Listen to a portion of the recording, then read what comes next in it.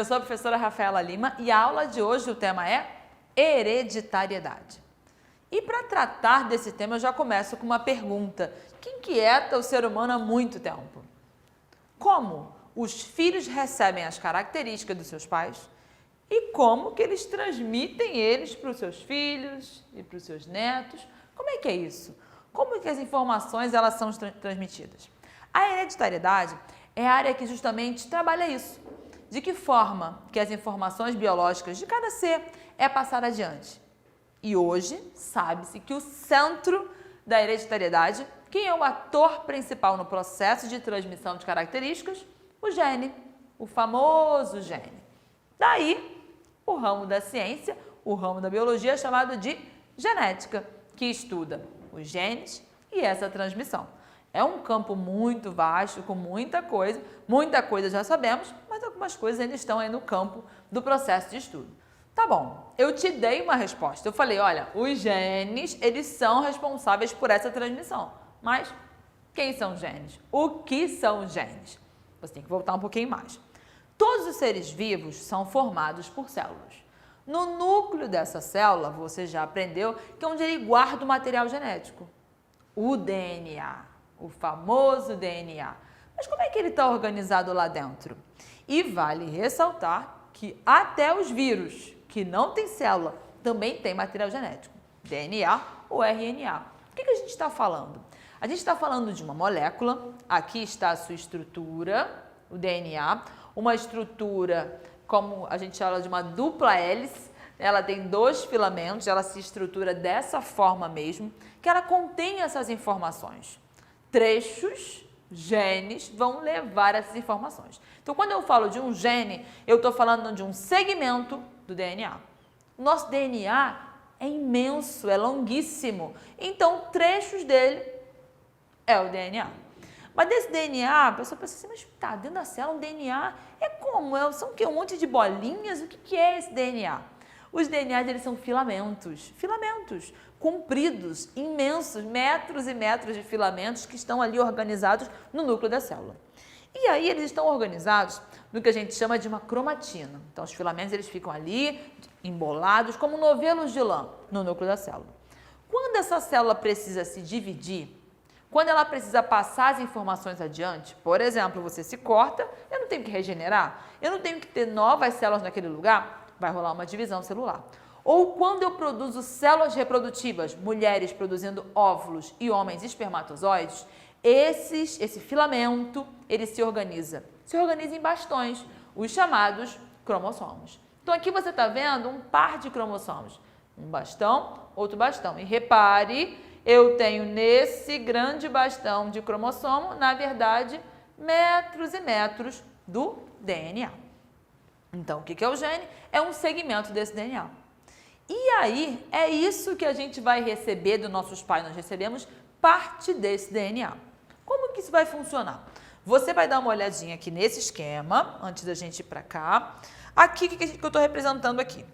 Eu tenho, simbolizando aqui um espermatozoide.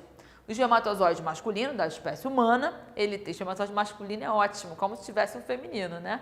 O espermatozoide, que é um gameta masculino, a gente fala que é uma célula haploide. Ela tem a metade da quantidade do número de cromossomos da espécie. Qual é essa metade? 23 pares. Então, aqui estou simbolizando, não tem aqui 23, só tem 3, só para simbolizar, tá bom? E repare, então, espermatozoide, 23 pares. Ele vai se encontrar lá na tuba uterina feminina com um óvulo, que também é haploide. O óvulo feminino, que óvulo feminino? Não tem óvulo masculino. O óvulo, que é o gameta feminino, está aqui, 23 pares também. Quando acontece a fecundação, o encontro de espermatozoide com óvulo, eu tenho então a formação da primeira célula, a célula ovo ou zigoto. É o início da vida. Essa célula vai se multiplicar, fazer cópias delas mesmas, e essa cópia vai ter 46 cromossomos. Eu tenho, então, um ser vivo completo.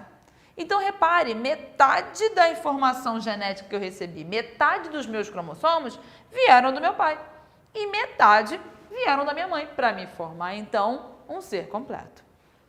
Pensei, interessante, agora eu peguei aqui uma ideia. Mas aí essa informação que a gente recebe, como é que vai ser isso? Por que algumas pessoas parecem mais com o pai, outras parecem mais com a mãe? Como é que vai ser essa questão? Esse gene, muitos genes, afinal, se o gene é só um pedacinho do DNA e eu recebo cromossomos inteiros, eu tenho muitos genes. Como é que vai ser isso? Muitas vezes, alguns genes, as suas características, elas tendem a prevalecer. Quando elas tendem a prevalecer, eu digo que esse gene é um gene dominante. Ele tende a prevalecer sobre o outro gene. E esse gene que tende a ser prevalecido é o gene chamado de recessivo. Então, muitas vezes, pode ser que você tenha recebido um gene dominante e um gene recessivo. Nesse caso, vai haver, então, a dominância, a prevalência da característica que a gente chama de dominante. Aí, você fala assim, é só isso? Um domina, outro não domina. Não, você acha que a vida é simples? Pode acontecer. Isso é o básico. Pode acontecer um gene, desligar a ação de outro gene, muita coisa pode acontecer. Genes se manifestarem em conjunto. Eu só quero que você tenha essa noção de que é a partir daí que as coisas vão acontecer. Assim, cada gene recebido por pais é denominado de alelo. Porque repara, olha aqui. Minha mãe me mandou aqui um cromossomo com uma série de características. O meu pai, ele vai mandar um outro cromossomo com as mesmas características, para as mesmas características. Então, foi um rosa aqui e um verde daqui. A minha mamãe me mandou um outro cromossomo para outras características, equivalente a esse, para as mesmas características que ele. Então, se é cor de pele para um, cor de pele no outro. Se é altura em um, altura em outro. Se é uma alergia, uma tendência a alguma intolerância em um, vai ter no outro. Então, aqui, e assim vai se formando. Então, cada gene recebido dos pais é denominado alelo, e esses genes alelos, repare, eles não se misturam. Não é um negócio, um encaixe, um lego, não. Vai ter uma formação de pares. E aí, dentro do que eu falei, uns podem prevalecer, outros não, um pode ser silenciado, podem se manifestar juntos, muita coisa pode acontecer. E é isso que a genética se investe em trabalhar e entender. Então, assim, entendi, legal, entendi como é que funcionam os seres humanos, mas tá bom, você falou que o gene é onde tudo começa. Por que isso é importante? Quando eu falo de gene, eu estou falando de um trecho de DNA, correto? Por que o DNA ele é tão importante? Por que tudo começa aí? Porque não é nele que estão as informações? A partir do DNA, então aqui do DNA, vai ser produzida uma nova molécula. Essa molécula se chama RNA. Esse evento eu chamo de transcrição. Então, eu vou ter todo um aparato celular para pegar a informação do DNA e produzir aí um RNA, uma outra molécula. E essa molécula é muito importante. Ela pegou a base do DNA, ela foi transcrita e aqui vai rolar uma tradução. Isso significa o quê? A partir do RNA vão ser produzidos proteínas no nosso corpo. Tudo. Vai ser produzido todos os órgãos, os tecidos, parte das células. Tudo isso é proteína. Da onde está vindo isso? Da onde vem essa informação? Onde está escrita essa receita de bolo? Ela está escrita aqui no DNA. E se essa mãe, lá com esse embrião ali ainda no seu útero, ela, por exemplo, é exposta à radiação ou produtos químicos fortes, ela pode sofrer uma quebra no DNA desse embriãozinho. Pode vir faltando alguma coisa. Na hora de fazer a transcrição, esse RNA não traz a informação, e na hora de formar a proteína, também não tem. Olha a deformação aí, olha a falha aí. Pode haver, inclusive, uma má formação tão grave, faltar tantas coisas, que podem levar, por exemplo, a um aborto espontâneo.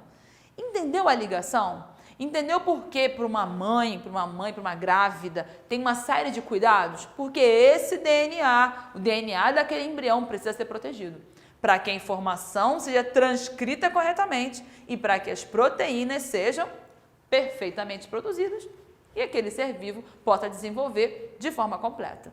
Entendido? Então, você entendeu a hereditariedade? Quer saber mais, entender mais sobre a genética, sobre dominância, sobre a transmissão das características? Então fica com a gente e assiste a aula de primeira lei de média. Fechamos aqui e até a próxima. Tchauzinho!